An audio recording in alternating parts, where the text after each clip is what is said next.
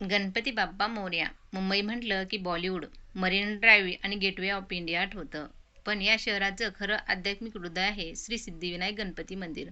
महाराष्ट्रातल्या लोकांच्या तसेच देशभरातील भक्ताच्या श्रद्धेचं केंद्र असलेलं हे मंदिर प्रभादेवी येथे वसलेलं आहे. इसवी सन 1801 साली लक्ष्मण विठ्ठू पाटील यांनी हे मंदिर बांधलं. मंदिराची सुरुवात अगदी लहान होती. फक्त 360 मीटरचं छोटंसं दगडी बांधकाम, परंतु भक्ती, श्रद्धा आणि काळाच्या ओघात आज एक भव्य मंदिर झालं आहे. येथील गणपतीची मूर्ती वैशिष्ट्यपूर्ण आहे. गणपतीच्या मूर्तीला उजव्या सोंडीची रचना आहे, जी अत्यंत शुभ मानली जाते. ज्याच्या मूर्तीच्या दोन्ही बाजूला रिद्धी आणि सिद्धी देवीच्या मूर्ती बसलेल्या आहेत, ज्या समृद्धी आणि सिद्धीचं प्रतीक मानल्या जातात.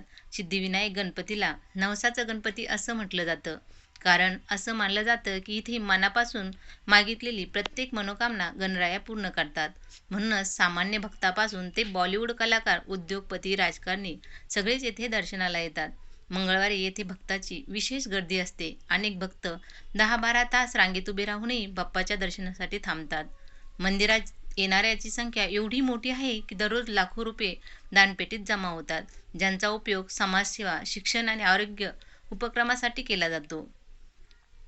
आज मुंबईकरांसाठी सिद्धिविनायक गणपती हे फक्त मंदिर नाही, तर एक आस्था आणि श्रद्धेचं प्रतीक आहे. शेवटी एवढंच म्हणावंसं वाटतं, सिद्धिविनायक गणरायाची कृपा ज्याच्यावर असते त्यांचा मार्ग नेहमीच सुकर होतो. श्री गणपती बाप्पा मोरया. ही माहिती आवडली असेल तर नक्की लाईक करा, शेअर करा आणि सबस्क्राईब करायला विसरू नका. धन्यवाद.